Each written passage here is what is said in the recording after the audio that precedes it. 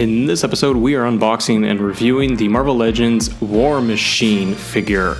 And as you guys can see here as we get started, we are looking at the box art for this from the front and the back, and you can see that this is one of the Marvel Legends build figures. And with this one, the art on the side and the back of the box turned out really good for considering that we are looking at a War Machine figure that's kind of like a mid-range figure. I really liked how they did with the box art, really following tried and true to that of the Infinity War and Endgame series.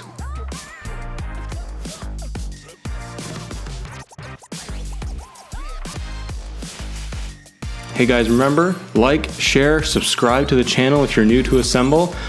We cover all of the Marvel Legends figures, DC, Transformers, and more every single week. So as we take a look at War Machine here, very impressed off the bat of how War Machine turned out. If you're looking at how the figure turned out in terms of the paint, I really think it's true and accurate to that of movie depiction of War Machine. I thought they did a really good job with the helmet design. The paint for the gray and the black really stood out sharp. You can see it's got a little bit more of that battle damage, a little bit of wear and tear on it, and I thought that this was actually one of the better figures that I've experienced when it comes to Marvel Legends. Overall, I was pretty impressed with how he turned out, top to bottom. War Machine in general, I thought is a very good character. Don Cheadle's portrayal of War Machine in the Avengers movies is really fantastic and I find spot on, and really love how the armor and everything comes together. I love it in the movies, and obviously I love it with this figure. And when we're looking at some of the rifles and what we have for War Machine, you can see in the details what we have here. We've got a 6-inch figure. He's got multiple rifles available. It comes in around $30 Canadian if you are purchasing him, and he is posable for the head, can actually move side to side and a little bit up and down. And you can move War Machine's legs, his hands, and his torso all the way around. We're taking a look at the rifles for War Machine.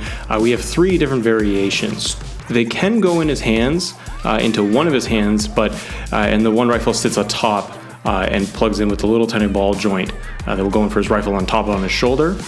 The rifles that actually go into his hands can go into the bottom, and they can hold in one of his hands, but the problem is that his hand articulation is really stiff. His wrist will rotate all the way around, but the rifle really doesn't sit very well in his left hand. So that's the one knock that I would give this figure, is that we can't have him hold the gun very tightly and securely. As we look around War Machine towards the midsection, again, the detail and the scraping and the paint on this is really what drew me to this figure. I thought they did a really good job for attention to detail, considering that it is a black, silver, gray figure, but I thought there was a ton of attention to detail. His helmet came out really well, and again, even the rifle design and the little bit of red detailing that goes into the very front of his rifle that's on his shoulder, it was really good. And guys, remember, if you can, if you're new to the channel, give it a subscribe and notification bell, and hit that like as well. And let's see if we can get some more guys and getting up the subscriber count. We're trying to get to 50 so far, but we love doing all of our reviews, and we really appreciate you guys coming to the channel and checking this episode out. Now as we come around to the back, again, we got more detail when it comes to the back of War Machine. My favorite iteration of War Machine when it comes to the Marvel movies, let me know what you guys think in the comments below. But I think that when he obviously first appeared, when he came into Iron Man 2, was really good. The other day I just rewatched Iron Man 3, where we have him turn into the Iron Patriot, and I forgot how much I actually enjoyed that suit, and I'm probably going to end up getting that in a future episode and getting the Iron Patriot, because I really like how they just did the design. I thought Iron Patriot was a silly concept of what they did with it, but overall I thought that it turned out really well. And if you're looking at just War Machine from the top, the sculpting on the helmet, everything's accurate, and what I liked is that they gave him a little bit more bulkiness than that of Iron Man, because War Machine does really have a larger costume, larger suit, and he's a little bit more bulky because he is War Machine.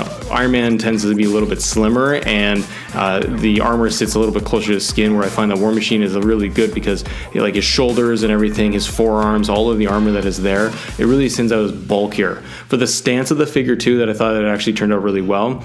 War Machine can really hold his own actually standing up. There's really no issues with him falling over. He stands with like really good stance. He's got a little posability in his feet too.